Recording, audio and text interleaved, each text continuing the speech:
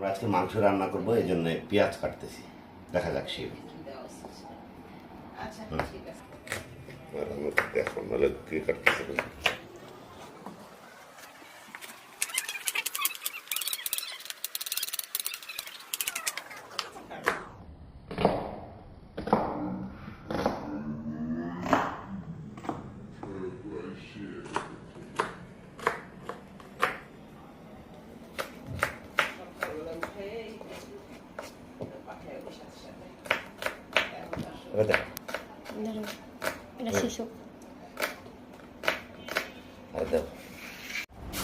পেঁয়াজ এবং রসুন কাটা হয়ে গেল,